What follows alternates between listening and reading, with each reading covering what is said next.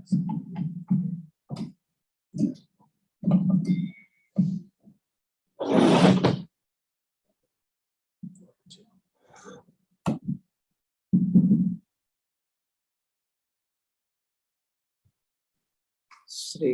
कुंद कुंदाचार्य देववीर थे समय सारी परमागम। इसमें तीसरा पुण्य पाप अधिकार। इसे नाम से देखे तो इस परमागम का नाम है समय सार। और समय सार माने समय प्लस सार। समय का अर्थ क्षेत्र भी हो सकता है, समय का अर्थ आत्मा भी हो सकता है। और सार माने किसको कहेंगे हम? सार माने जो ग्रहण करने योग्य है। तो विश्व के अंदर जाति अपेक्षा से 6 द्रव्य है। इसमें से सार माने ग्रहण करने योग्य कौन है? कभी हमने सोचा सार ग्रहण करने योग्य कौन हो सकता है? सो या पर कि दोनों? क्यों सर? तो दोनों क्यों नहीं? सो पर क्यों नहीं? मुझे जो प्रयोजन की सिद्धि करनी है वो सिर्फ मात्र ओनली स्व के आश्रय से ही होगा। यदि पर के आश्रय से प्रयोजन होगा तो हम पराधीन होगा। पराधीनता में कभी भी साधना नहीं होती। साधना कभी भी स्वाधीन रूप से ही होती, क्योंकि पराधीनता में हमें कितने मन दूसरे पर आधारित माने वो हमें मिले न मिले, कभी मिले, उस पे हमें कभी भी सुख की हमारा जो प्रयोजन है उसकी प्राप्ति नहीं होती। तो साधना स्वाधीन रूप से होती है। तो सारभूत कभी भी हो वो कौन सा है? स्व ही होता है। और स्व स्वरूप अपना वो सदा अपने पास क्या? मैं स्वयं स्वभाव स्वरूप हूँ। तो उसके आश्रय से हमारे प्रयोजन की पूर्णता होती है। तो समय माने 6 द्रव्य और उसमें जीव, और जीव में भी सार माने ग्रहण करने योग्य। तो जीव में पर्याय अपेक्षा से देखे तो कितने प्रकार? जैसे मेन ले दो तो संसारी और सिद्ध हो सकते हैं। 3 करे तो बहिरात्मा, अंतरात्मा, परमात्मा। गति की अपेक्षा ले तो 4 गति होते। जीव स्थान 14, मार्गास्थान 14, गुण स्थान भी ले सकते हैं। तो कोई भी में से हमें सारभूत कौन है? गुण स्थान में से, जीव स्थान में से कौन सा सार कौन है? कोई भी पर्याय भेद से रहित में एक नायक शुद्ध त्रिकाली भगवान आत्मा हो, वही क्या है? सारभूत है। कभी भी ध्यान में हम समझते होंगे ध्यान का विषय कैसा होता है? अनेक रूप या एक रूप, खंड रूप या अखंड रूप, भेद रूप या अभेद रूप? क्यों अभेद रूप? भेद रूप क्यों? ध्यान का विषय कभी भी भेद रूप क्यों नहीं होता? खंड क्यों नहीं होता? अनेक, एकाग्रता। ध्यान की व्याख्या ही, ध्यान की क्या व्याख्या है? एकाग्र चिंता निरोध ध्यान। तो यदि अनेक पने में तो आपको एक पे अग्र ही नहीं बना पाएंगे। खंड में भेद में एक अग्र होता ही नहीं है। तो एक ऐसा ध्यान का विषय है एकाग्र, एक विषय को मुख्य करना है और दूसरे विकल्प को रुक जाते हैं, अटक जाते हैं, उसका नाम। तो ध्यान का विषय एक ही होता है, अखंड होता है, अभेद होता है। तो ऐसा अपना जो एक रूप शुद्धात्मा है, जहाँ पर्याय भेद तो नहीं, जहाँ गुण भेद भी नहीं, ऐसा एक रूप नायक भगवान आत्मा है। वही ध्यान का ध्येय है, ज्ञान का अनुभव के काल में ये है, और श्रद्धा का संदेश है। एक ही विषय पढ़ती अनेक हो, अनंत हो, लेकिन उसका विषय तो एक ही मात्र सदा काल रहता है। चाहे सो साधक दशा हो, अवलंबुत, आश्रयभूत, स्थिर, नित्य, शाश्वत, टंकोत्कीर्ण पदार्थ होता है। ये समय सार माने शुद्धात्मा। तो उसकी ही चर्चा इस परमागम में, सभी परमागम में होते, लेकिन इसमें मुख्यतः से एक किया है। तो एक प्रश्न हो सकता है कि शुद्धात्मा की आप चर्चा करने जा रहे हो, जिसको हमारे लिए 5वीं गाथा में शुद्धात्मा के लिए कौन सा शब्द दिया है? 5वें का। आचार्य देव कहते हैं मैं किसको कहूंगा? एकत्व विभक्त कहा। तो शुद्धात्मा और एकत्व विभक्त दोनों में फर्क है या क्या? एकत्व प्लस विभक्त इज इक्वल टू शुद्धात्मा। इक्वेशन बाय एकत्व प्लस विभक्त इज इक्वल टू शुद्धात्मा। सही है इक्वेशन? बराबर है। क्यों एकत्व विभक्त? शुद्ध के लिए एकत्व विभक्त क्या जरूरत? कोई भी शुद्ध होगा वो कैसा होगा? जिसको आप प्योर बोलते हैं ना, प्योर। कौन सा सोना प्योर होगा? मिलावट न हो। मिलावट में चलो आप समझो इसमें कोई डस्ट आदि तो नहीं है, कॉपर पित्तल आदि नहीं, लेकिन इसमें सोने से भी आई थिंक कॉस्टली प्लेटिनम है ना, तो सोने में प्लेटिनम हो तो वो तो प्योर होगा ना, सुपर प्योर होगा। नहीं, क्यों नहीं? एक बहुत अच्छी बात है, प्योर शुद्ध किसको कहते हैं?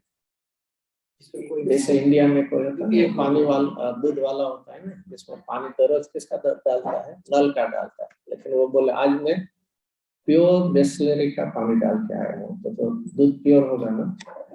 क्यों नहीं? क्यों नहीं? शुद्धता बहुत व्याख्या हमें समझना है कि दूसरे के मिलावट से रहित, चाहे सो हीन प्रकार हो कि उससे अधिक हो, तो उसका अर्थ क्या हुआ? दूसरे से रहित और स्व से सहित, उसका नाम ही क्या? पर से विभक्त और स्व से एक, उसका नाम ही क्या है? शुद्धात्मा। शुद्ध है। तो ऐसे शुद्धात्मा की बात आचार्य प्रारंभ करते हैं। तो विषय से आप देखो तो 6वीं गाथा से प्रारंभ कर दिया। तो पहले से ही कहां से प्रारंभ किया? प्रमद अप्रमद से। है ना, उसके 6वीं गाथा में पहली पंक्ति में पहले नास्ति है और बाद में अस्ति है। प्रमद अप्रमद से रहित हूँ और कैसा हूँ? अस्थि रूप से कैसा हूँ? एकत्व, एक ज्ञायक, एक ज्ञायक भाव हूँ, एक ज्ञायक अस्थि लिया। विभक्त किससे? परद्रव्य की बात तो बहुत दूर रही, यहाँ प्रमद अप्रमद क्यों लिया? चाहिए वो सिलेक्ट क्यों किया? ऐसे तो कह सकते थे संसारी से तू नहीं है, सम्यक दृष्टि मिथ्या दृष्टि में है, ज्ञानी है, कैसे भी ले सकते, लेकिन ऐसा क्यों ले? तो गुरुदेव सिंह ने इसके लिए बहुत अच्छा लॉजिक दिया है कि स्वयं आचार्य प्रमद अप्रमद गुणस्थान में जीवते, स्वयं अपने अनुभव से बात की। ऐसा नहीं कि कहा मैंने पढ़ा था, कहीं सुना था और ऐसे में पढ़ा। वर्तमान में जब मेरे उपयोग अंतर स्वभाव में अप्रमद दशा में जाता है, प्रमद दशा, लेकिन उपयोग में कौन है? प्रमद दशा या ज्ञान? कोई भी समय हो, चाहे सो 6वें गुणस्थान में महाव्रत के परिणाम हो, तो भी उपयोग कहाँ? उपयोग यहाँ महाव्रत के परिणाम में, बाहर में दया पालना के इस पर है, लेकिन जो अंतरंग की जो पढ़ती है उसमें एक समय भी अपने शुद्धात्मा का अवलंबन नहीं छोड़ा है। तो अप्रमद दशा में तो पढ़ती है, उपयोग भी। उपयोग कैसा है? एक ज्ञायक भाव, जिसमें पर्याय भी है। और उसके आगे 7वीं गाथा में जाकर किसका निषेध किया? गुण भेद का किया। चारित्र दर्शन ज्ञान ऐसे गुण भेद भी अनुभव काल में होते, तो ऐसा ज्ञायक भाव की यहाँ शुद्धात्मा की चर्चा करनी है। तो आचार्य ने ऐसे तो अधिकार लिया ना सभी। पहले तो 38 गाथा तक क्या था? पूर्वरंग था, फिर जीव जीव दिखाया, इसके बाद कर्ता कर्म आया, इसके बाद पुण्य पाप आया, फिर आश्रव बन संवर विद्या, ऐसा ही है ना? आश्रव के बाद बंध। हम सीखते हैं तो कैसे सीखते हैं? पुण्य पाप आश्रव बंध संवर विद्या, ऐसे ही सीखते हैं ना। तो आचार्य ने एक क्रम बदला, एक क्रम बदला। आश्रव के बाद बंध की जगह क्या लिया? संवर। संवर के बाद क्या लिया? निजरा। और बंध के बाद कौन सा लिया? क्यों ऐसा क्यों? सही आचार्य ने कि तुझे आश्रव पूर्वक बंद कैसे हो वो समझाना है। तो अनादि से कर रहा है, इसमें क्या समझाना? हम निरंतर क्या कर रहे हैं? आश्रव पूर्वक। अभी सिखाना क्या है हमें? आचार्य को क्या सिखाना? कि आश्रव को रोक के ऐसे संवर बताना, और संवर पूर्वक निजरा और बंध का अभाव पूर्वक मोक्ष के साथ। इसलिए हम जब भी सीखते हैं तभी ग्रुप था कि अशुद्धता के ग्रुप कौन है, पुण्य पाप आश्रम, और शुद्धता के लिए कौन है, सम निजरा पूर्णता है मोक्ष पूर्ण। लेकिन यहाँ आचार्य हमें अलग प्रकार से सिखाना चाहते हैं। स्कूल में ऐसे ही जाते हैं ना, जो सीखा हुआ है वो सीखने के लिए जाते हैं, और क्या कुछ नया सीखना है। तो यहाँ आचार्य के तूने अनादि से सीखा नहीं, कर ही रहा है। काम भोग संबंधी कथा अनादि से कर ही रहा है, उसका परिचय भी है और उसका अनुभव भी कर रहा है। वो हमें सिखाना नहीं है, उस अपूर्वता तुझे सिखानी है। इसलिए उन्होंने ये तो सही माने में नव तत्व की चर्चा करके भी नव तत्व के भेद से रहित शुद्धात्मा क्या है अल्टीमेट वो दिखा। लेकिन तू जैन दर्शन में है, थोड़ा नव तत्व का अभ्यास भी कर रहा है, लेकिन तू कैसा करता है? हमें नव तत्व का श्रद्धा नहीं ना है ना, तो नव तत्व की श्रद्धा को क्या कहेंगे, सम्यक दर्शन या मिथ्या? सम्यक। हम सबको सम्यक दर्शन तो है ही। यदि नव उनको आचार्य देव ने कहा है, 13वीं गाथा में कहा है नव तत्व की श्रद्धा, उसका नाम सम्यक दर्शन। हमें तो नव तत्व की श्रद्धा तो श्रद्धा के इससे भेद प्रभेद में हम सब पता है, द्रव्य आश्रव भाव आश्रव सभी पता है। देखिए 13वीं गाथा में एक शब्द लिखा था, क्या प्रारंभ में क्या, भूतार्थ नहीं से जानने हुए लोग। यदि तू भूतार्थ नहीं से जानने जाएंगे तो नौ का भेद गोड़ करके तू एक आत्म ज्योति तक पहुंच जाएगा। हमने भेद किया है, खंड किया है, उस संबंधी विकल्प किया है, धारणा ज्ञान किया है, लेकिन ये सब भेदों से रहित। इसलिए उसके कलश में भी अमृत चंद्राकर नव तत्वों में छुपी हुई एक आत्म ज्योति शुद्ध नहीं से बाहर निकल। तो हमने कभी भी नव तत्व के भेद में छुपी हुई एकाकार आत्म ज्योति, जैसे आप कहीं भी ज्वेलरी शॉप में जाते हो तो वहाँ एक ही टाइप का ऑर्नामेंट्स होते हैं ना, नहीं अलग अलग होते हैं। हमारी दृष्टि कहाँ होती है और जो ऑनर होता है उसकी दृष्टि कहाँ होती है? देखते तो सब एक ही है, उसकी नजर कहाँ? शाम होते ही उनके सेल्समैन को पूछता है ना कितनी डिजाइन चुनर दिख रही है, इसी नहीं डिजाइन नहीं, क्या फर्क है? वो पूछेगा कितना सोना गया, उसको कुछ नहीं, कोई भी डिजाइन दे, मुझे क्या है, मुझे तो क्या है, और हमारी नजर क्या होगी, डिजाइन पे होगी, ये अच्छे लगते हैं ऐसे। तो मूलभूत क्या है, मूलभूत क्या है? उनके जो ओनर है उसके वो डिजाइन पे नहीं है, भेद पे नहीं है, अखंड रूप में क्या है, कोई भी मानो 10 डिजाइन हो, इसमें अभेद रूप से क्या है, सोना है। तो उसकी नजर में क्या निरंतर रहता है, सोना रहता है। वही वस्तु में, वही आइटम में हमारी नजर कहाँ रहती है, उसके शेप में, आकार में, डिजाइन पे होती है। तो अच्छा बुरा का राग का विकल्प यहाँ आचार्य वही सिखाना है। तो जैन में आया है, तत्व अभ्यास थोड़ा कर रहा है, लेकिन तेरी दृष्टि कहाँ है, नव तत्वों के भेद में, उससे रहित तुझे एक रूप अभेद आत्मा की दृष्टि करना है। तो सुधरने के अवलंबन से तुझे होगी। तो पूरा यहाँ समय सार में, हालांकि एक प्रकार से देखे तो समय सार के कितने अधिकार है, अभी हम लोग पढ़े तो गिने थे कितने हैं अधिकार, नहीं अपने चलो अब फिर से आश्रम तक पहुंच गए। आश्रम के बाद संवर, निचरा, बंध, मोक्ष और उसके बाद सर्व विशुद्ध ज्ञान अधिकार। बरोबर? अजी पूछता हूँ समय साथ कितने अधिकार? नहीं 9 तो नहीं, इसमें कर्ता कर्म भी एक ज्यादा है। फिर से एक समझ लीजिए, खुद आचार्य देव ने कोई अधिकार नहीं किया है। अधिकार जो किया है वो अमृत चंद्राचार्य देव ने अपनी टीका में किया है, और ये टीका में पूरा समय सार को नाट्य रूपांतर किया है। हमें सब अच्छा लगता है ना नाटक, अच्छा ना, यही 9 तत्व के भेदों के नाटक में हम उलझ गए। हमें एकाकार उसमें अभेद आत्मा दिखाई, तो उन्होंने ये करके, तो इसलिए उन्होंने एक अधिकार, जो भी उन्होंने देखा कि आचार्य के गाथाओं के रूप में वहां कहीं जीव तत्व की बात है, अजीव की, तो जीव अजीव अधिकार के लिए वहां कुछ कर्ता कर्म की बात है, तो वही है। तो ये मूलभूत आत्मख्याति टीका में डिवीजन किया है अधिकार रूप से। बाकी एक प्रवाह रूप से, संग रूप से कुल आचार्य देंगे तो 415 इसलिए कोई भी अधिकार के आप प्रारंभ में देखिए उसमें पात्र आता है, जीव अजीव पात्र होके आता है, कर्म पात्र होके आता है, इस प्रकार करके। और एक स्पेशल इसमें देखें 9 तत्व के, इसमें जीव अजीव के बाद एक्स्ट्रा अधिकार कौन सा लिया, कर्ता कर्म अधिकार। ऐसे 9 तत्व की चर्चा करें तो जीव अजीव के बाद पुण्य पाप आने चाहिए, इसमें कर्ता कर्म के बीच में। सामान्य रूप से हमें सभी जीवों को, हमारी भूल तो अनेक प्रकार के है, दोष अनेक प्रकार के है, लेकिन मूलभूत ले तो कौन से दो, कर्ता बुद्धि और एक शुभ राग की शुभ बुद्धि, मीठापना, शुभ रागनी मीठा। परद्रव्यમાં कर्ता बुद्धि નો अभिप्राय અને शुभ रागनी मिठास, ये दो मुख्य रूप से है।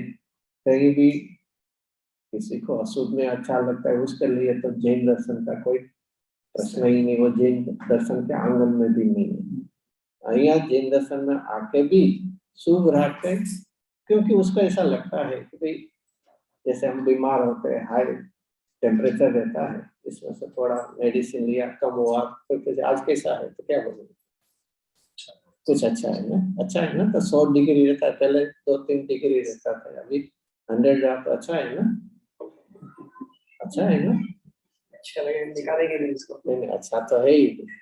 देखिए फिर से कंपैरिजन किसमें होनी चाहिए, दो विरुद्धता में, शुद्धता और अशुद्धता की दो अशुद्धता में, बीच में होनी चाहिए, हम दो अशुद्धता में करते हैं। तारतम्यता वो मार्ग नहीं है, कषाय का अभाव वो मार्ग है। पुण्य और पाप वो क्या है, कषाय की तारतम्यता है, कषाय का अभाव नहीं। धर्म कहाँ है, कषाय की तारतम्यता में, कषाय के अभाव में। और हम कहाँ संतुष्ट हो जाते हैं, तारतम्यता में। सही माने में कषाय की तारतम्यता वो आश्रव तत्व, कषाय का अभाव संबंध मोक्ष तत्व, धर्म तत्व तारतम्यता में नहीं है। हम कषाय के अभाव में जब भी रहेंगे तभी एक सहज रूप से तीव्रता से मंदता हो जाएगी, लेकिन मार्ग किसमें है, तारतम्यता में है, अभाव। साधक दशा में भी मोक्ष मार्ग किसको कहेंगे, जितना कषाय का अभाव है, इतना कि जितना कषाय बाकी रहा उसको नहीं, अभाव का मार्ग है। और कहीं न कहीं तो कोई ऐसे कहे चलो हम क्रमशः बंद करते करते कहाँ पहुंच जाएंगे, अभाव में पहुंच जाएंगे, इसमें क्या अच्छी बात नहीं। आप ना कैसे ऐसे नहीं, सिंपल लॉजिक है ना, सिंपली लॉजिक। चलो किसी के पास से मैंने 5000 दिया, अभी मैं क्रमशः उसको 1000 देता हर महीने, तो कितने महीने में पूरा हो जाएगा, हो जाएगा कि नहीं, है नहीं, तो सिंपल लॉजिक है ना, होगा कि नहीं होगा। ऐसे ही मैं कसाई को मंद करते करते क्या करूंगा, अभाव कर दूंगा, इसमें क्या नहीं, लॉजिक नहीं है ये, प्रॉपर नहीं, एकदम दृष्टांत बरोबर नहीं है, नहीं है। पहले क्या था, सबसे पहले आपने 5000 लिया है और देने की बात करता है तो क्या फर्स्ट क्या हुआ, फर्स्ट पहले श्रद्धा हुई कि मुझे देना है, फिर वो क्रिया हुई। पहले तो क्या होना चाहिए, मैं कसाई मात्र से रहित तो हूँ, ऐसा स्वभाव का श्रद्धा होना है, फिर चारित्र में क्रमशः अभाव होगा।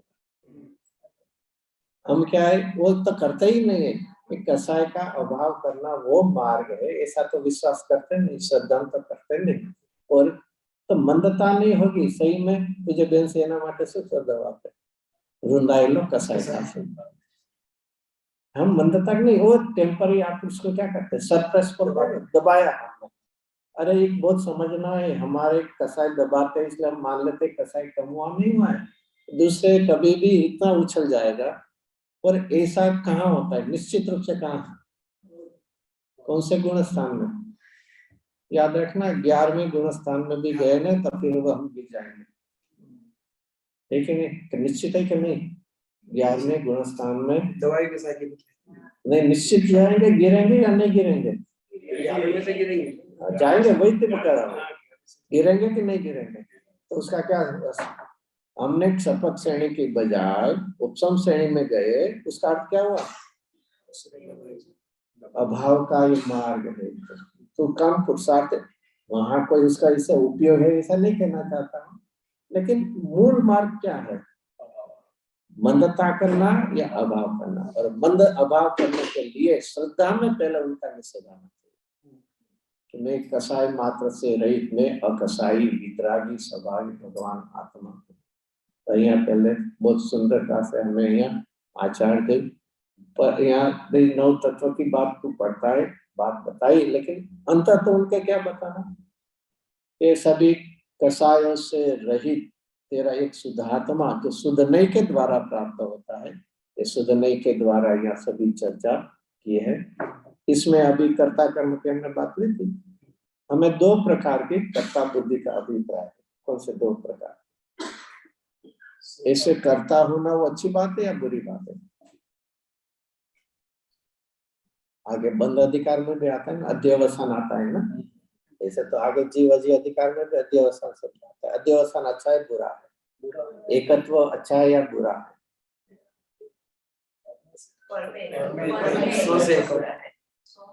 एकत्व तो तू कहीं ना कहीं, कोई भी ज्ञानी अज्ञानी कोई भी कहीं ना कहीं एकत्व तो करके बैठा ही है। फर्क क्या है?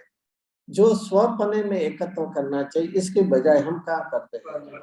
पर में मानते हैं और स्वभाव से विरुद्ध विभाव में एकत्व करते हैं। 2 प्रकार है।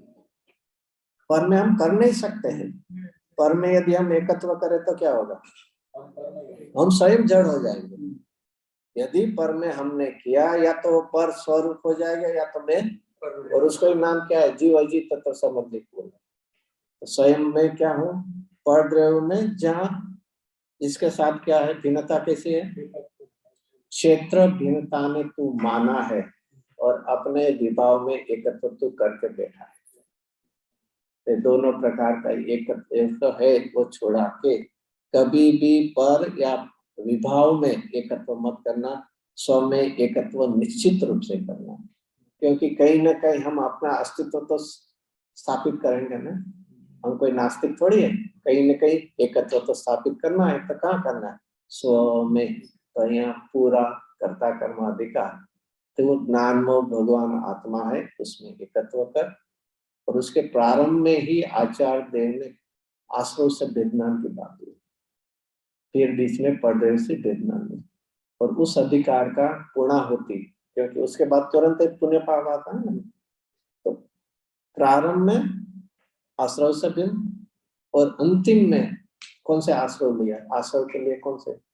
आखिर की गाथा समझ लो, 142, 143, 144 है आखिर की, वहाँ कौन सा लिया? सभी प्रकार के आश्रव में भी एक कौन सा है? वो स्पेशल प्रारंभिक गाथा, आत्मा ने आश्रव तणो जा भेद जीव जाने नहीं, क्रोधादि मां स्थिति त्यागे, वो आवे सब पहली गाथा और सिद्ध। तो वहाँ आश्रव की चर्चा। आखिर की गाथा में अनुभव पहले के नए पक्ष संबंधी विकल्प दिया। हमारे जैसे स्थूल सब विकल्प की बात नहीं है, अशुभ की तो बात ही नहीं है। शुभ में भी स्थूल परिणाम जो होते हैं उपयोग, यहाँ तो जिस तत्व का अनुभव होने वाला है, ऐसे ही एक अखंड अभेद नित्य शाश्वत ध्रुव नायक भगवान आत्मा संबंधी विकल्पों भी आचार्य ने क्या कहा है? क्या करना है इससे? नई से हमें क्या करना है? नयातिक्रांत होना है। नयातिक्रांत होना है कि नए पक्ष अतिक्रांत होना है? नयातिक्रांत होना है या नए पक्ष संबंधी अतिक्रांत? समय साथ तो नहीं हाथ में, इसलिए तो आप देख सकते थे क्या लिखा है, याद है कुछ गाथा गुजराती में कहीं यार, नहीं अतिक्रांत भाई को ते समय नो साथ, એવું લખ્યું છે? कैसे લખ્યું છે? नहीं, नयों से पार होगा तो आपको कौन सा ज्ञान प्रकट होगा? नई से यदि पार हो जाएंगे तो कौन सा ज्ञान प्रकट होगा? केवल ज्ञान। नहीं, ज्ञान है ना, नहीं तो ज्ञान है, शुद्ध ज्ञान का अंश है। यदि तो नई से आप पार हो गए तो कौन सा ज्ञान होगा? केवल ज्ञान होगा। नई संबंधी विकल्प से छोड़ने, इनमें तो नई की छोड़ने की बात, नई आती का माने नहीं छोड़ना है। तो भावश्रुत ज्ञान यदि गया तो उसके बाद में क्या होता है? केवल ज्ञान होता है। तो हमें क्या होना है पहले? नई अतिक्रांत या नए पक्ष से अतिक्रांत? कभी देखना, देख लेना 142 140 नए पक्ष पहले होगा, क्योंकि हमें नए संबंधी निश्चय या व्यवहार कोई भी नहीं, जिसको टोडरमल जी ने मोक्षमार्ग प्रकाशक ने 7वें में क्या लिया? 7वां अधिकार बहुत फेमस है ना, किसमें, किसकी चर्चा ली? नहीं, व्यवहार पक्ष वाला निश्चय, और फिर तीसरा कौन सा लिया? उभयाभासी। व्यवहाराभासी, निश्चयाभासी पहले लिया, फिर व्यवहाराभासी लिया, और तीसरा कौन सा लिया? उभयाभासी। तो उसका क्या हुआ? निश्चयाभासी माने कौन है? निश्चय नहीं था, जिसको पक्ष है, एक पक्ष है। और कभी भी समझना, पक्ष में क्या होता? विकल्प खड़ा होगा। कभी भी जिसका जहाँ भी पक्ष होए वहाँ विकल्प खड़ा होगा, निरिकल दशा नहीं होगी। तो वहाँ ये आचार्य देव ने कहा कि कोई भी नई संबंधी विकल्प में रुकना मत, एकत्व मत, क्योंकि जब तक विकल्प है तभी क्या होगा? विकल्प है तो अनुभूति में वेदन नहीं, और वेदन होता है तो वहाँ विकल्प नहीं। विकल्प है तो वेदन नहीं, और वेदन है तो, इसका भी गुरुदेव से एक अच्छा दृष्टांत दे रहे थे।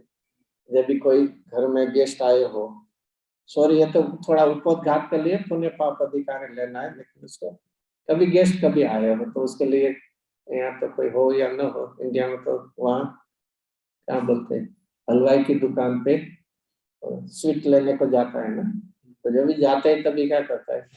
आग बंद करके जो भी हाथ में आई लेके चले जाते हैं ना। नहीं तो क्या करते हैं? टेस्ट की बात में पहले तो देखते हैं सीजन कौन सी चल रही है, कौन सा अभी गैस किसको उसको कौन सा लगता है, फिर कॉस्ट क्या है, फिर उसमें देखेंगे भाई टेस्ट करने में बहुत है कि नहीं। चलो सब कुछ हमें सोचते ही करते हैं क्रमशः, फिर एक सिलेक्ट कर लेते हैं। तो जब तक ये विकल्प था तभी क्या आता था? टेस्ट भी आता था ना? नहीं, विकल्प में टेस्ट नहीं आता था। अरे इतना सामने खड़े हैं, एक एक को देखते करते तो नहीं, अच्छा चलो लेके गए, घर में आए, गेस्ट आए, साथ में खाने को बैठते। अभी सोचिए, खाने के देख पर्टिकुलर मोमेंट मुंह में डाला, टेस्ट के समय में कितने विकल्प होते हैं? मैंने कौन से दुकान से लिए, कौन से भाव से लिया, क्या ले, क्या तो फर्क क्या हुआ? विकल्प था तभी वेदन नहीं था, और जब विवेदन का काल आता है तो ये तो प्रैक्टिकल है कि नहीं है? तो हम कहाँ रुके हुए, हम कहाँ रुके? विकल्प नहीं, वो ये दिखाता है कि दूसरे विकल्प तो नहीं, ऐसे सुधने संबंधी जो है वो भी कसाई की मंदता के शुभ राग में, पुण्य में हम रुके, इसका नाम तो नहीं। उन माने हम हमारे स्थूल विकल्प नहीं, इतने पण विकल्पों में पणती भिन्नता नहीं कर, क्योंकि जिसमें एकत्व हो, जिसमें सुख बुद्धि हो, जिसमें रुचि हो, उसका अभाव करेंगे या उसकी वृद्धि करेंगे? जिसमें एकत्व किया, रुचि रस हो, उसका अभाव तक जाएंगे कि वृद्धि में जाएंगे? हम तो विकल्पों में तो ऐसे ही तत्व संबंधी विकल्पों में तो एकाकार रहते, रुचि करते हैं, तो हम विकल्पों में ही उलझे रहते हैं, भेदों में ही उलझे रहते हैं। तो यहाँ कर्ता कर्म के बाद में पुण्य पाप अधिकार आचार्य देव ने लिया है। और ऐसे 3 जो है पूर्व रंग के बाद में जीव अधिकार, कर्ता कर्म अधिकार, और ये पुण्य, 2 युगल युगल जो है 2 है। तो क्यों, इसका अर्थ क्या है? इसमें अर्थ क्या दिखाना? जीव अजीत में भी 2 दिखाना, कर्ता कर्म में 2 के, या पुण्य पाइस में, तीनों में क्या सीखा? जीव अजीव में कभी भी एकत्व नहीं करना, और कर्ता कर्म अपना एक पदार्थ नहीं होता है। और पुण्य पाप में एक रूपता में कभी भी भेदभाव नहीं। क्या करना है तीनों में? जीव अजीव कैसे है? नेचुरली जीव और अजीव नेगेटिव आए तो भिन्न ही है ना, तो भिन्नता में कभी भी एकत्व। जीव अजीव भिन्न है। अजीव में कौन लेना? पढ़ लेना या अपना शरीर लेना? अपना शरीर, अपना मकान, अपना कार, सबको वो तो परी है, सबको लेना। देश के हमने मेहनत करके कमाई है। गुजराती मैंने શું કહે ને પરસેવાની કમાણી છે ને, નહીં એ પાછો હજી બીજો શબ્દ એટલે નહીં ખબર હોય કાઠિયાવાડમાં. બાપ કમાઈ નથી, આપ કમાઈ. પછી શું વાંધો છે? फिर से क्या? अपने आत्मा के अलावा जो नियरेस्ट है सबसे, वो शरीर को भी, अपने शरीर को भी भिन्न मानना, अजीब मानना। अभी तो लाइव है ना, डेड बॉडी होगा तभी आप उसको अजीब बोलो, लेकिन अभी तक देखिए बहुत याद मन में जैसे भाव में तो है, लेकिन हम मेरा शरीर बोलते हैं फिर वेद ज्ञान की चर्चा करते। बेसिक क्या फर्क है? अपने शरीर में तो एकत्व करके रखते हैं, फिर किसकी चर्चा करने जाए? भाव में निरंतर ऐसा ही रहना चाहिए। ये शरीर होता है, मेरा शरीर। पहले ही शब्दों में भाव में तो होंगे, लेकिन इसकी दृढ़ता ऐसी होनी चाहिए कि शब्दों में भी ऐसा आए। कभी भी आप गुरुदेव का प्रवचन सुनना, मेरा शरीर शब्द नहीं आएगा, ये शरीर शब्द आएगा। कभी कहेंगे ये शरीर की आयु इतनी, ये शरीर ऐसा है, कभी भी मेरा शब्द नहीं आएगा, क्योंकि अनुभव पूर्वक की बात वाणी है ना, तो शब्द भी ऐसे कैसे आएंगे? तो हमें कम से कम हमारी विकल्पात्मक भूमिका में इतनी तो दृढ़ता करें कि एक शरीर कि मेरा शरीर। किसका शरीर? नहीं, जरा गड़े उतरવું मुश्किल पड़े ना, 24 कलाक ध्यान રાખો બધું કરી ऐसा आता है ना, शरीर आद्यम खलु धर्म साधन। शरीर नहीं होगा तो धर्म नहीं होगा, वो निश्चित है ना। शरीर नहीं होगा, शरीर है तो जिन मंदिर तक आते हैं, शरीर है तो जिनवाणी पढ़ सकते हैं, जिनवाणी पढ़ सकते हैं और सुन सकते हैं। चक्षु इंद्रिय है तो पढ़ सकते हैं, कर्णेंद्रिय है तो सुन सकते हैं। बिना शरीर के हम क्या करें? नहीं होगा ना कुछ। अरे इनकी बात नहीं है, तो हमें मददगार है ना सर। अरे शरीर रहित तो होगा ना तो उत्कृष्ट धर्म होगा, अशरीरी सिद्ध भगवान होगा तो ऐसे मन क्यों सोच रहा है कि शरीर नहीं तो कुछ नहीं होगा? शरीर धर्म करने का प्रयोजन क्या है? संयोग की प्राप्ति या असहयोगी होकर स्वभाव की प्राप्ति? असहयोगी माने क्या? शरीर सहित या शरीर रहित? भक्ति तो बोलता है अशरीर सिद्ध भगवान आदर्श तुम्हें मेरे, और कहते हैं धर्म करना है तो शरीर की मदद चाहिए। क्या दोनों टेली करते नहीं बोलते ना, शरीर से अधिक भक्ति है ना। तभी समय का हमने इतना शरीर में एकत्व रखा है कि कल्पना भी नहीं कर सकते, सपने में भी नहीं कर सकते तो मैं शरीर रहित कभी हो सकता सही माने में। ये इसलिए यहाँ तो शरीर से, यहाँ तो अभी कहते हैं, तो फिर से जीव अजीव अधिकार में क्या लेना है? भिन्नता में कभी भी एकत्व मत करना। और कर्ता कर्म का संभव होता है, एक ही पदार्थ में जो होता है उसको भिन्न भिन्न में मत मानना। वहां दो भिन्न को एक में मानना, और जो एक में है वो दो में मत मानना। रिवर्स है, सामने दो जीव अजीव दो भिन्न को एक नहीं मानना। और कर्ता कर्म किसमें होता है? एक ही द्रव्य में होता है और एक ही जात के भावों में होता है। दो द्रव्य लगते हैं और एक ही भाव, एक आश्रय हो और एक समर्थ, दो के बीच में कर्ता कर्म नहीं, दो शुद्धता रूप भाव होना चाहिए तो होता है। तो एक रूप द्रव्य में, एक ही पदार्थ में या एक रूप भाव में ही कर्ता कर्म संबंध है, दो में नहीं। और पुण्य पाप में क्या सीखना है? जो अभेद रूप है उसमें कभी भी भेद मत करना। कौन पुण्य पाप अभेद कैसे है? कैसे अभेद? आश्रय है, दोनों आश्रय जाति माने एक ही आश्रय है। और आश्रम में यदि तूने भेद किया, कहीं भी चले थे पदार्थ कहीं भी भेद किया, उसका अर्थ क्या हुआ? कोई भी दो के बीच में हमने भेद किया, उसका अर्थ क्या हुआ? एक अच्छा लगता है, एक अच्छा नहीं लगता है। जैसे गेहूं होते हैं ना, उसके साथ कंकड़ होते हैं, तो हम दोनों को फेंक देते हैं या कि दोनों को रख लेते हैं? ऐसा क्या, दोनों को रखो या दोनों को फेंक दो, ऐसे क्या है? अरे यदि दोनों का रखना था तो फिर जुद अलग क्यों किया, और दोनों को फेंकना ही था तो भी अलग क्यों? कभी भी अलग का अर्थ ऐसा होता है, एक में अच्छापन आए और एक में बुरा, एक इष्ट है एक अनिष्ट है। तो तूने यदि अखंड रूप से आसव ऐसे पुण्य पाप में भेद किया तो समझे ना, तुझे कोई तो अच्छा लगता है। और यदि आसव अच्छा लगा तो आसव से भिन्नता का पुरुषार्थ माने संवर को भी प्रकट। संवर किसको कहते हैं? आसव को रुके, आसव का रोधन का जो करे उसका नाम क्या है? संवर है। और संवर माने क्या होता है?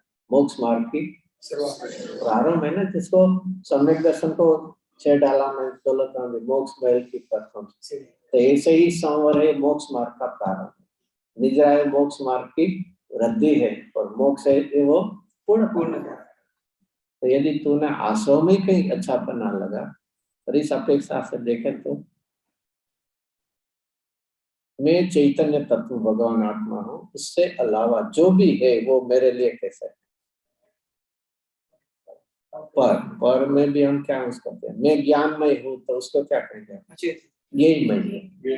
मैं ज्ञानमय हूँ, मैं चैतन्य, वो तो जगमय है स्वरूप पर, लेकिन मैं ज्ञानमय हूँ तो वो कैसे है? ये मैं कौन से है और कितने उपादेय? ये सभी है सभी ये है, इसमें से कितने है या सभी है? सब है। कभी भी ये है भी नहीं होता और उपादेय भी नहीं, मात्र जानने है होगा तो वो त्याग नहीं होगा, और ग्रहण करने योग्य होगा वो उपादेय। जो त्याग नहीं हो गया उसका नाम क्या देंगे हम? है। ग्रहण करने योग्य उसका नाम क्या है? उपादेय। और जो मात्र तो अखंड रूप से जो ये है, इसमें कभी भी भेद मत करना है, नहीं तो इष्ट अनिष्ट की कल्पना उत्पन्न हुए बिना। चलो वहां से अभी अपने में आ गए, कोई भी आश्रव तत्व में कभी भी क्या नहीं करना, अखंड रूप से आश्रव कैसा है? उपादेय या है? अखंड रूप से, अखंड रूप से आश्रव है रूप है या ये उपादेय रूप है? त्याग नहीं योग्य कि जिससे फल में मुझे आकुलता का वेदन हो, वो त्याग नहीं हो। तो वहां कभी भी पुण्य अच्छा और पाप बुरा ऐसा भेद मत करना। जो अखंड ज्ञेय है उसमें मत करना, जो अखंड त्याग नहीं योग्य से आश्रव दुखदायक जो है, आकुलता के कारण है, इसमें कभी नहीं आता है ना। 6 डाला में प्रगट रूप ये दुख दे, तीनों को गिनत चेन, 7 तत्व की भूल में दौलत राम आश्रव कैसा है? प्रगट रूप कैसे है? आकुलता में, और उसमें हम क्या मानते हैं? चैन मान, आनंद मानते हैं। तो अखंड रूप से जो त्यागने योग्य है, इसमें कभी भी भेद मत करना, यदि भेद किया तो किसी का ग्रहण और किसी का त्याग। और पहले ये थे अखंड रूप से, ये अखंड रूप से त्यागने योग्य, और मैं चैतन्य स्वभाव कैसा हूँ? अखंड रूप से मैं अभेद रूप ग्रहण करने योग्य, इसमें कभी भी भेद मत करना। तीनों में कहीं भी भेद मत करना। कौन तीन? अखंड रूप से ये, अखंड रूप से आश्रव आकुल समय, और अखंड रूप तत्व। यदि अखंड रूप तत्व में गुण भेद भी किया तो भी विकल्प खड़ा होगा, स्वानुभूति सुदोपयोग में दशा प्रकट। लेकिन हम पूरा रिवर्स ही गलती करते हैं। गेहूं में क्या कर लेते हैं? अच्छा बुरा इष्ट अनिष्ट की क्या करते हैं? कल्पना है कि रियलिटी है? कल्पना है रियलिटी है। मुझे कोई परेशान करे, हेरेसमेंट करे, वो अच्छा थोड़ी होता है। मुझे परेशान करे वो अच्छा होगा या बुरा होगा? बुरा ही होगा ना। नहीं ऐसे बोलने से अच्छा है, यहाँ बाहर में कोई करे तभी बोलना, तो क्या है? बहुत सोचना है हमारे लिए, तो सोचना है। फिर से एक बहुत समझना है, मुझे केवल नानी सिद्ध जैसा होना है। एक बात करेक्ट, एवरीबॉडी एग्री है, जानना है, उससे जैसा होना है, पर्याय में होना है। स्वभाव से देखूं तो उनके जैसा हो, एग्री तो कहीं ऐसा हम क्यों ना सोचे कि वो जैसे विश्व को जानते हैं ऐसे ही मैं जानने का प्रयत्न क्यों न करूं। जैसे वे है ऐसा मैं स्वभाव से हूँ, और पर्याय में ऐसा होना है, तो मैं इसके जैसा है उनके लिए, भगवान के लिए, अरिहंत या सिद्ध के लिए, उनके लिए कौन अच्छा है? जो जैन धर्म को मानता है, उनकी याज्ञा तीर्थंकर आदि मानता है, जैन तत्व का अभ्यास करता है, वो अच्छा है। और दूसरे जैन धर्म के विरोधी बुरे, चलो वहां जाना, उनके जाना। मुनिराज के लिए कौन अच्छा लगता है? जो प्रशंसा करता है, भक्ति करता है, आरदान आदि देता है, वो अच्छा है। और जो उपसर्ग करता है वो कैसा कैसा है? इनका जानता है माथे चढ़ी जाए एक नो जवाब सुना तो पत्थर की आपका टिट फॉर टेट नहीं, एनाથી વધારે છે। I for I. जीवन में देखिए ये जैन दर्शन की कितनी महानता है। उनके परमात्मा को नहीं, उनके जो उत्कृष्ट आराधक है, जो उत्कृष्ट साधक है, जो मोक्ष मार्ग में अग्रसर है, इससे मुनिराज भी कैसे है।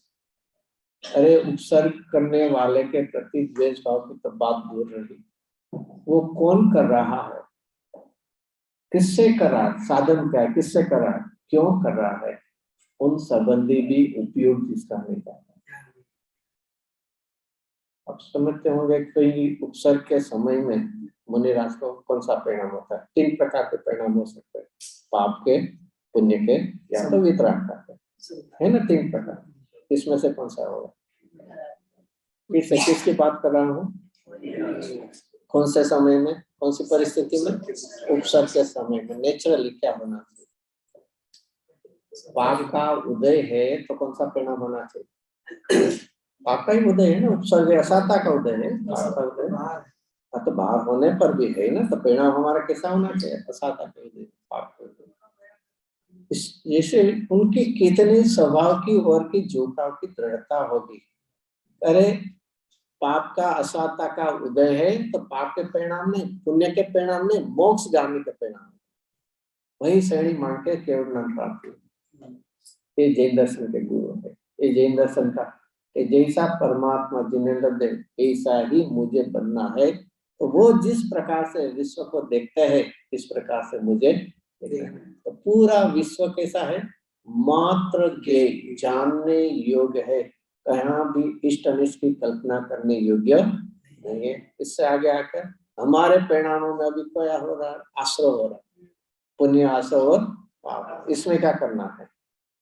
अभेद रूप से वे दुख के कारण है। समय में दिया है ना, 72वीं गाथा में आश्रय के कितने लक्षण दिए? 3 दिए ना, असुचि पना, विपरीत पना और दुख के कारण 3 दिया है। तो जो अशुद्ध होते हैं, अपवित्र, मलिन होते हैं, जो मेरे स्वभाव से विरुद्ध होते हैं और जो दुख के कारण, उसको रखना या छोड़ना।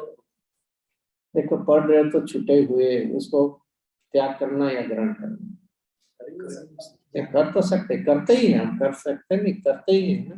वो उपवास लिया तभी हम किसका त्याग करते हैं? आहार का त्याग करते हैं ना, करते हैं ना। देखिए खाते खाते बोलूंगा मेरे उपवास है आज, किसका त्याग करते हैं? हमने उपवास का प्रसाद लिया तभी किसका त्याग किया? आहार का त्याग किया ना। ग्रहण ही नहीं किया, दरद तो ग्रहण करते थे, आज नहीं किया, दरद तो करते, बरोबर है ना? अच्छा, श्रद्धा में रखना नहीं, खाए बैठे रहना। फिर से यदि तू पढ़ रहे हो को ग्रहण कर सकता है तो करता है, तो करता कहाँ हो? जो तन्मय हो वो करता है। केंद्र से सभी व्याख्या डेफिनेशन है। हम मान लेते हैं कि मैं भिन्न रह के करता, भिन्न रहने वाला यदि यदि जीव है तो ज्ञाता बन सकता है, यदि अजीव है तो निमित्त हो सकता है, लेकिन भिन्न रहने वाला कभी कर्ता नहीं हो सकता।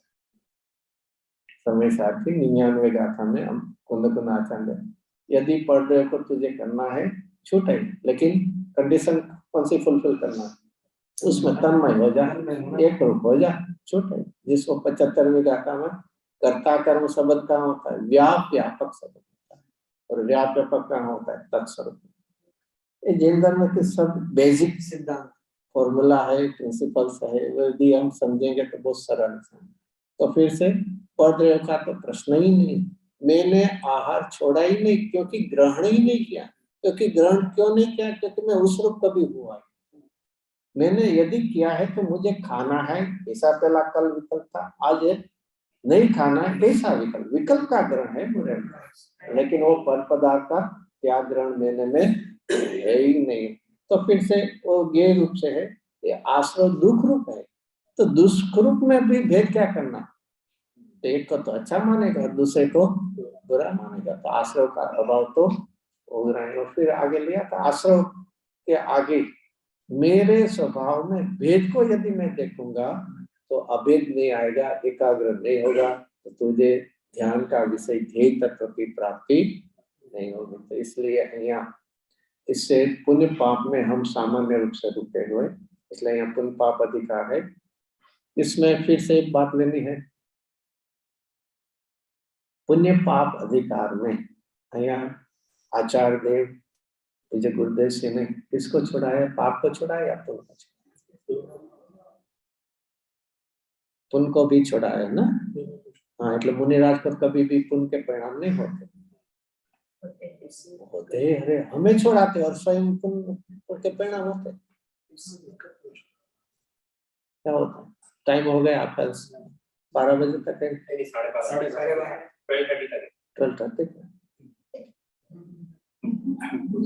नहीं, कोई बात नहीं, 15 मिनट कोई क्वेश्चन आंसर रखना है, 12:15 तक। तो फिर से बहुत एक प्रश्न सबको ऐसे होता है, तुझे गुरुदेव सिंह ने क्या कराया, पुण्य छोड़ाया, पाप छोड़ाने की बात नहीं की, उन्होंने केवल उसमें से अच्छा हम पाप करते रहेंगे, एकत्व नहीं करेंगे। फिर से यदि तू अपने आप को जैन मानता है तो उसको पाप छोड़ाने तो प्रश्न ही नहीं है। नामधारी भावधारी नहीं, नामधारी भी यदि जैन है तो पाप छोड़ने योग्य है, वो तो कोई संभव ही नहीं, प्रश्न ही नहीं है, चर्चा करने योग्य एजेंडे ही भी नहीं बनना चाहिए। जैसे कभी भी कोई मीटिंग में आप जाते होंगे ना, तभी मीटिंग में एजेंडा होती है ना, एफिल टावर को हमें रखना ही अच्छा और बेच देना है, चर्चा होती है नहीं, कभी कभी तो हो गया ना, कोई कंपनी होते हैं ना, उनके डिस्ट्रीब्यूटर्स और सब होते हैं ना, तभी डिस्ट्रीब्यूटर के साथ क्या चर्चा होती है, क्या चर्चा करेंगे, ताजमहल को रखना है या बेचना है, सर नहीं करना, क्यों नहीं चर्चा?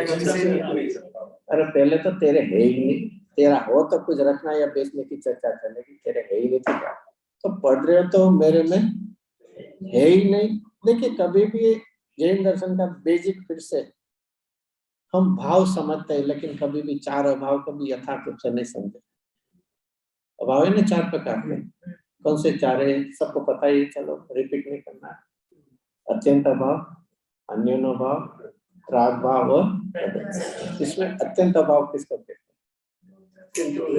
दो द्रव्य के बीच में, लेकिन अत्यंत का अर्थ क्या है, अभाव टोटल माने क्या, देखिए तो मीनिंग है उसका ही आता है, लेकिन अभाव माने नास्तिक बना उसका। तो चलो मैं कहता हूँ भाव कितने प्रकार से हो सकता है, फिर उसके ऑपोजिट अभाव आ जाए, भाव अस्तित्व कितने प्रकार से, पता है सबको, पता है, लिंक नहीं कर पाते। 4 प्रकार से अस्तित्व, जिसको स्व चतुष्टय कहते हैं, द्रव्य से, क्षेत्र से, काल से, सिंपल। तो 4 से यदि भाव हो तो 4 से क्या होना चाहिए, अभाव। तो परद्रव्य के साथ मेरा क्या है, द्रव्य भिन्नता, क्षेत्र भिन्नता, काल भिन्नता और भाव। तो फिर उसको करने का प्रश्न ही कहाँ है, और करता नहीं हूँ, मेरे स्वामी नहीं हूँ तो छोड़ने का भी प्रश्न। तो यहाँ तो कहते कि वो परद्रव्य की तो बात छोड़ दे, तूने अनादि काल से क्या किया है, क्या किया, चलो वो तो पर्दे की चर्चा छूट गई, तो हमने अनादि से क्या किया, निरंतर आश्रव पुण्य पाप, आश्रव के और भी प्रकार है, मिथ्यात्व, अविरति, प्रमाद, कषाय, योग। इसमें देखिए योग क्रम को भी हम भंग करते हैं। हम मिथ्यात्व चल माने चालू रहे और किसको छोड़ना चाहते हैं? अवरत को छोड़ना चाहते हैं, कसाई को छोड़ना, प्रमाद को छोड़ना चाहते हैं। कसाई को छोड़ दे। अरे पहले देखो ये क्रम ऐसे नहीं दिया आचार्य ने। कभी भी आप देखिए गुण स्थान में पहले क्या छुटता है? चारित्र संबंधी दोष छूटते हैं, मिथ्यात्व जाता है पहले। कैसे पता लगा? चतुर्थ गुण स्थान में किसका अभाव किया है?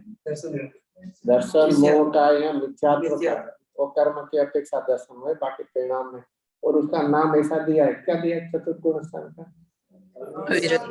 अविरत। उसमें कोई चारित्र संबंधी अभी बाहर में दिखे ऐसा नहीं, अंतरंग में तो हो गया। अंतरंग में क्या हुआ? फर्क हुआ परिणामों में। दर्शना मोह की गया, जो दर्शन मोह के दो डिवीजन में श्रद्धा संबंधी, वो दर्शन मोह की प्रकृति। तो उसी समय चारित्र मोह की जो 25 प्रकृति, इसमें कुछ गया कि नहीं गया? अनंत तो अनंतानुबंध की 4 प्रकृति जाए तो फिर चारित्र में क्यों नहीं अंश कर? जो व्रत आदि रूप से है वो बाहर में देखे ऐसा ना हो, लेकिन परिणति में यदि ऐसे भी ना हो तो उसका अर्थ हुआ कि चारित्र में परिणति ने अपने स्वभाव का अवलंबन नहीं। इसलिए कृपालु देव ने इसके सम्यक दर्शन की व्याख्या क्या है? सर्व गुणास्ते सम।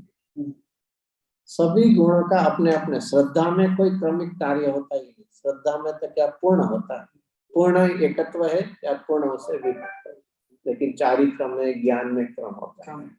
तो ये चारित्र में चौथे गुण स्थान पर, लेकिन प्रारंभ किसका होता है? मिथ्यात्व का अभाव। श्रद्धा का सम्यक पना के बिना कभी भी शुद्धता की प्रारंभ दशा होगी। इसमें ले लो, आश्रम में ले लो, और भी किसी में आता है ऐसा। परिग्रह है ना, कितना परिग्रह है?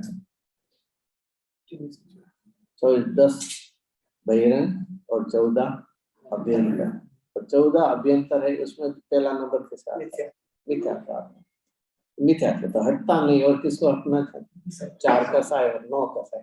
कहाँ से होगा? मूल सही है तो फिर पत्ते कैसे सूख जाएंगे। तो यहाँ फिर से ये, और शल्य में भी 3 शल्य है।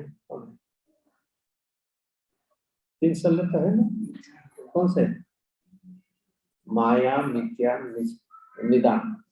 तीन है कि नहीं? माया, मिथ्या, निदान। और वृत्ति किसको कहते हैं? वृत्ति किसको? निशल्यो। शल्य जाना चाहिए पहले, मिथ्यात्व शल्य जाना चाहिए, तभी तो व्रत सही रूप से। तो यहाँ फिर से पुण्य पाप में मुख्य रूप से फिर से किसको छुड़ाया? पहले फिर से क्या छूटेगा? पुण्य छूटेगा या पुण्य का पक्ष छूटेगा? पक्ष। तो कभी भी यहाँ आचार्य ने भी यहाँ लिखा है, हम पुण्य के पक्षपाती को समझाते हैं। कभी किसी को जाके समय सामने देख ला, 154 गाथा का टाइटल है, इसमें लिखे हैं पुण्य पाप के पक्षपाती को।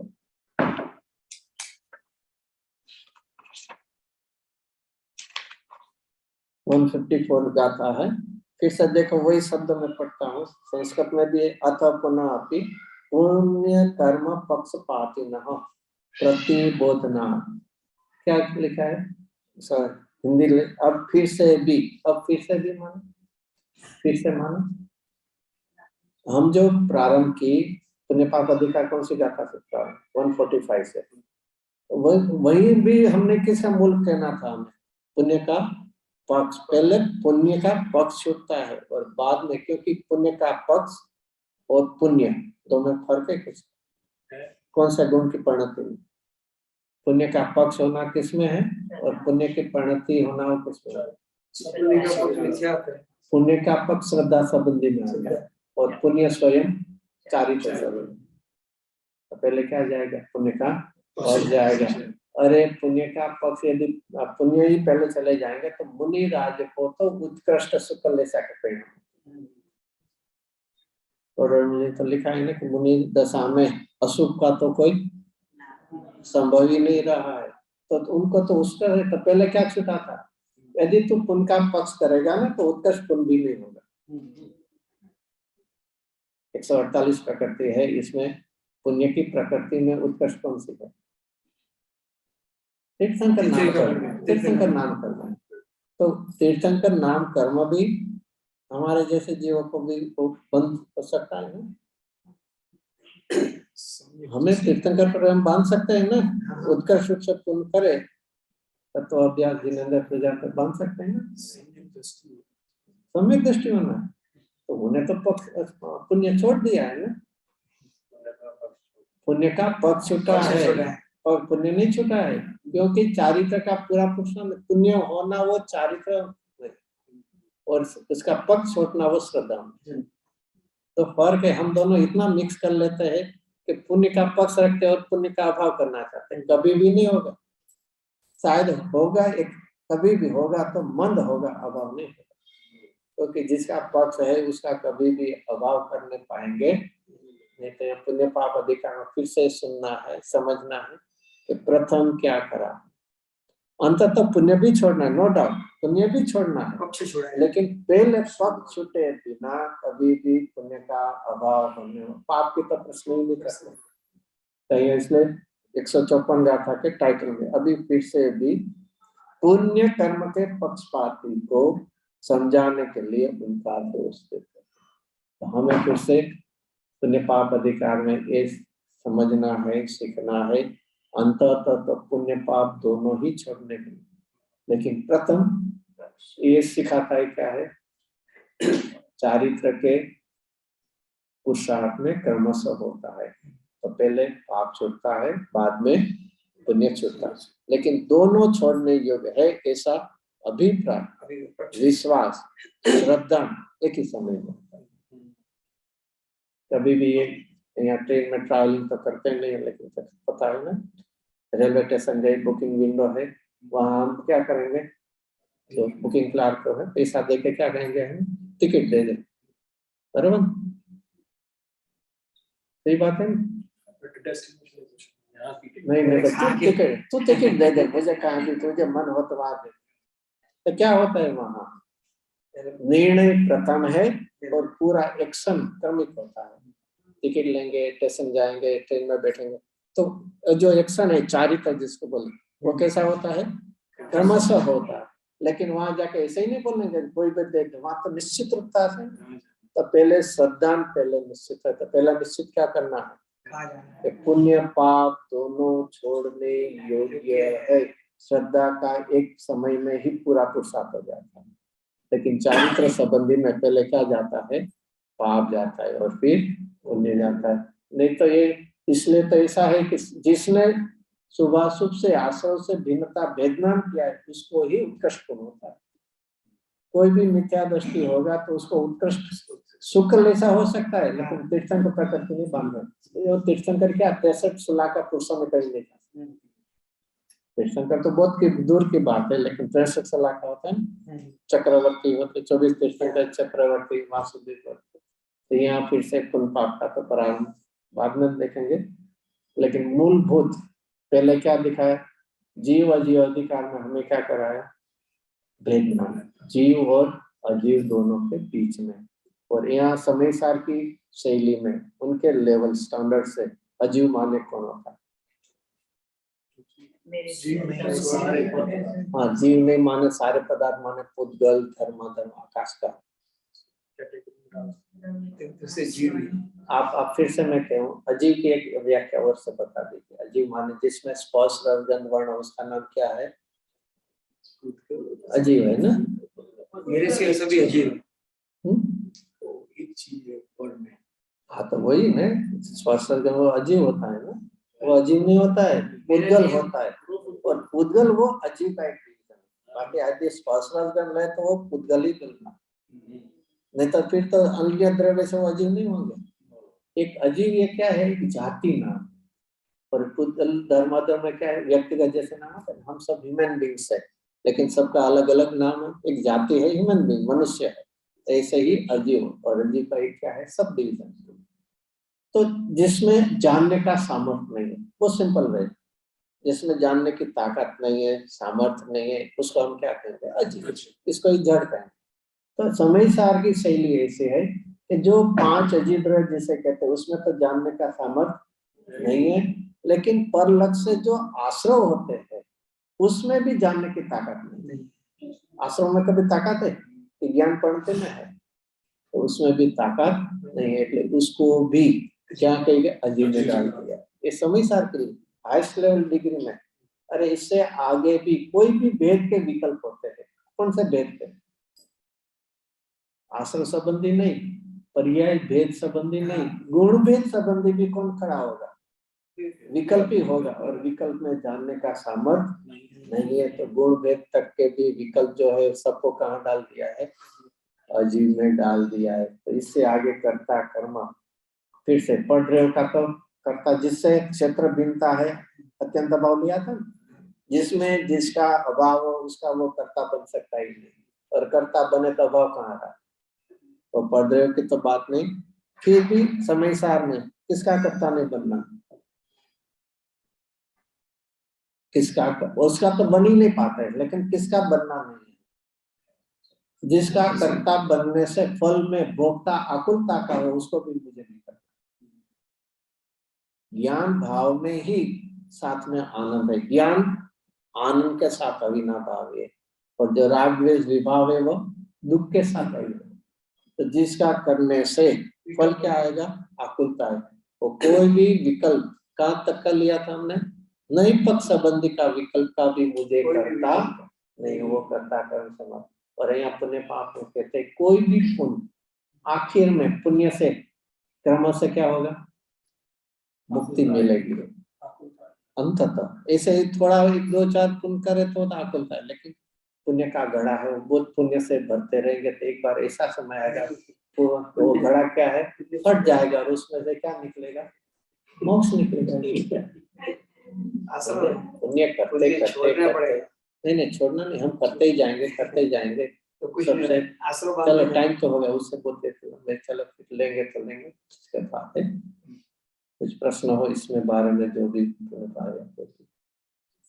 लास्ट टॉपिक पे अजीब ज्ञान की एक समय की पर्याय को भी अजीब, वो एक अलग बात, आश्रयभूत नहीं, इसलिए यहाँ तो मूलभूत से तुम्हें पाप है। अजीब जो यहाँ कहा है वहाँ मुख्यतः किसको कहा? आश्रय भेदभाव। आप एक समय की पर्याय को भी भेदभाव में ले, वहाँ जानने की ऐसे नहीं है, वो भेदभाव है। वो भेदभाव से मुझे क्या खड़ा होगा? विकल्प खड़ा है, जिससे मेरा प्रयोजन की सिद्धि नहीं है। वो जीव नहीं है, वो मेरे से भिन्न है, तो मैं जीव मेरे से भिन्न क्या होगा? अजीव होगा। इस तरह एक समय की ज्ञान पर्याय में जानना सामर्थ्य है, जानना का कार्य तो करता वो ज्ञान क्रिया, लेकिन उसके लक्ष्य से, पर्याय भेद के लक्ष्य से भी क्या होता है? मेरी प्रयोजन की सिद्धि होती नहीं है। तो जैसे एक सिंपल स्टेटमेंट दे, आत्मा के आश्रय से सम्यक दर्शन होता है। ओके, एक सामान्य स्टेटमेंट है ना। तो इसका अर्थ क्या हुआ कि सभी सम्यक दर्शन के काल में, अनुभूति के काल में जिसका लक्ष्य छूट गया, जिसका पक्ष छूट गया, वो क्या है? आत्मा नहीं हुआ। आत्मा नहीं हुआ, क्योंकि स्टेटमेंट में क्या दिया?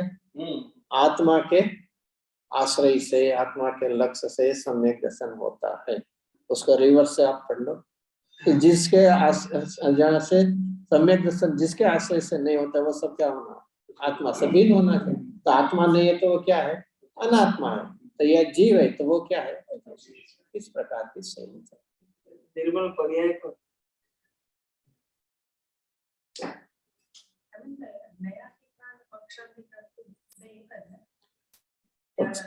पक्षातिकरण शब्द नहीं, कोई ना पक्ष तो होवो જોઈએ। तो यहाँ कोना છે? नहीं नो पक्ष, कोई ने पढ़ रहे हो ना पक्ष हो, कोई ने राग ना पक्ष। पक्ष सिंपल नहीं होता है, पक्ष तो एक है, उसका कोई ना कोई विषय होता है। तो ये जैसे कि पर में तो कुछ कोई विषय तो लेना पड़ेगा ना, आप उसको एक कंबाइन करके पर कहो, लेकिन उसका विषय कौन होता है? उद्गल हो सकता है, और भी द्रव्य धर्मास्त्र ये भी हो सकता है। ऐसे पक्ष तो किसका पक्ष? तो किसी का भी पक्ष। यहाँ तो आखिर में नई पक्ष बिगड़ गया है, पुण्य का पक्ष है, वो भी कुछ ऐसे नहीं का पक्ष। पक्षातिक्रांत में फिर ऐड करना पड़ेगा किसका पक्ष? प्रमथ है actually speaking the by the शब्द से आधारित है। प्रमथ माने प्रमाद और अप्रमाद माने सावधान। मुनिराज का उपयोग 1 से 6 गुण स्थान में प्रमथ कहते हैं ना, और 7 से 14 को अप्रमथ कहते हैं। तो 1 से 6 गुण स्थान में मुख्यतः जो चौथे 5वें गुण स्थान शुद्धोपयोग दशा होते है उसको गौण करो तो मुख्य क्या होती है? विकल्प दशा होती है। तो विकल्प दशा माने क्या? क्यों प्रमाद? मुनिराज को तो निर्दोष भाव से 5 महाव्रत समिति का पालन करते, ईर्यासन देख के चलते, प्रमाद तो है ही नहीं, आप उसको प्रमाद करो। मुनिराज को इतने कितने घंटे की नींद आती है तो फिर भी उसका प्रमाद कहते हैं। देखिए उपयोग में से अपनी पणति उपयोग में से खिसक गया तभी विकल्प जन्म, तो उसको भी जैन दर्शन कहते प्रमाद है। पूरा इतना जागृति प्रमाद पुरुषार्थ क्यों नहीं है कि पणति तो स्वभाव की ओर झुकी हुई है, उपयोग भी झुका हुआ क्यों नहीं रहता? 6वें गुण स्थान में शुद्धोपयोग कभी होता है? 6वें गुण स्थान में शुद्धोपयोग कभी होता है? कभी तो होगा ना? नहीं होता। चौथे 5वें होता है तो 6वें में नहीं होता है। शुद्ध पढ़ने नहीं मतलब शुद्धोपयोग की चर्चा कर रहा हूँ। चौथे 5वें गुण स्थान शुद्धोपयोग होता है कि नहीं? कभी कभी होता है, कभी कभी नहीं पता। उसके आगे हम आप बढ़ गए तो 6वें गुण स्थान में शुद्धोपयोग। अरे साधक दशा के 6वां गुण स्थान ऐसा है कि वहाँ कभी भी शुद्धोपयोग नहीं होता। यदि शुद्धोपयोग आ गया तो 6ठे चले गया। ये विकल्प ही दशा है। तो उपयोग स्वरूप से क्या हुआ?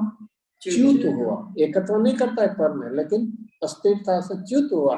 तो जैन दर्शन कहता है कि तेरा उपयोग पणति जैसी है, इसे उपयोग क्यों स्वभाव में एकाकार नहीं हुआ? तो उसको भी क्या कहते हैं? प्रमाद कहते हैं। हमारे जैसे 6-7 घंटा सो, उसका तो कोई नहीं, नो क्लास।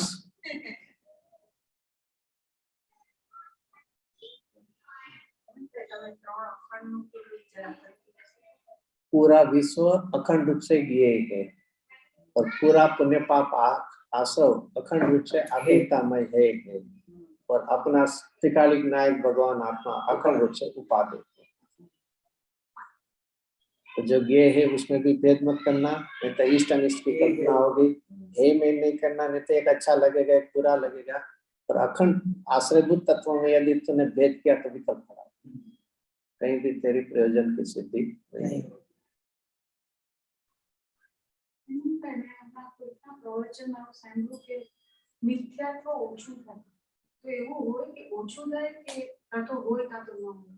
ऐसे देखो ये मिथ्यात्व तो है या नहीं, ऐसा ही होता है कि कर्म की अपेक्षा में उसकी जो रस होता है ना उसमें कम बेसी से तारतम्यता से कहा, बाकी मिथ्यात्व मिथ्यात्व होता है।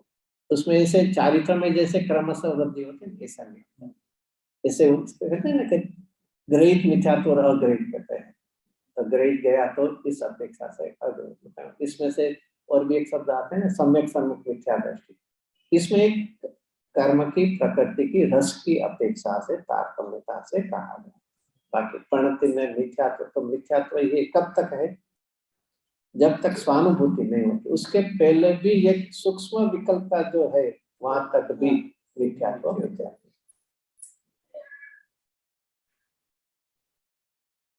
एक सादो प्रश्न છે, બહુ સાદો પ્રશ્ન છે।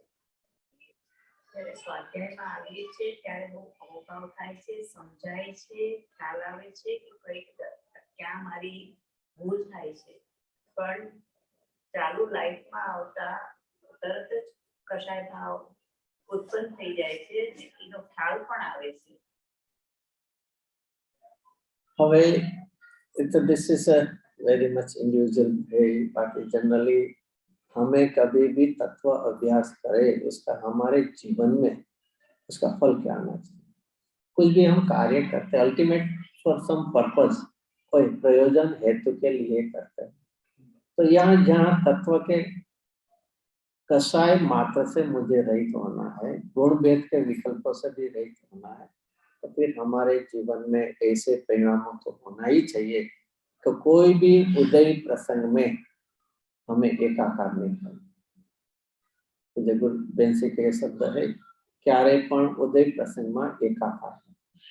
हम कभी भी साता के उदय में, पुण्य के उदय में इतने हर्षित हो जाते, तो फिर जितना अनुकूलता का राग है ना, इतना ही प्रतिकूलता में द्वेष में पनप है। राग और द्वेष are the two side of a coin. तो कहीं भी इतना पुण्य के उदय में, साता के उदय में हर्षित नहीं होना है, और कहीं भी प्रतिकूलता के उदय के समय में कभी भी इतना वहां राग या इतना द्वेष खड़ा हो जाएगा, क्रोध आदि हो जाएगा। सही माने में तो ये समझना है, कभी भी असाता का उदय हो, कभी कोई मेरी निंदा आदि करे, मुझे क्या बोले, आप गुस्सा करे, डांटे, कैसे, तभी हमें क्या करना चाहिए? ज्ञान के बिना कहीं भी समाधान मिलने वाला, ज्ञान के शरण में चले जाए। वो सही माने में जो व्यक्ति या जो भी कहते हैं, वो मेरे लिए क्या है, द्वेष का विषय है, सही माने में ज्ञान का विषय। यदि कोई भी पदार्थ को हमने राग का विषय और द्वेष का विषय माना, तो समझ लेना भगवान उसको क्या बनाते हैं, राग के विषय या द्वेष के? तो वो ज्ञान के विषय बने, और मैं कहता हूँ मुझे भगवान बनना, और मैं भगवान स्वरूप, और मैं राग द्वेष स्वरूप, तो तू तो भगवान का भक्त है कि विरोधी है? तू सही माने में जो, यदि तुझे भगवान बनना है, तू अपने आप को भगवान का भक्त कह रहा है, तो उसके ज्ञान में कैसे आ रहा? तो सही माने में उदय के समय में तो ऐसी प्रतिकूलता आई, क्यों आई?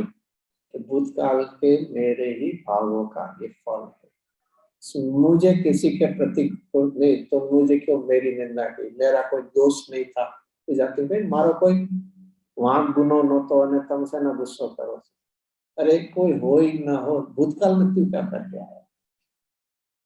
कुछ जैसे कहते गुनाह करके आया, दोष करके आया हो, तो जो फल नहीं चाहिए ऐसे नहीं, उदय तो आएगा।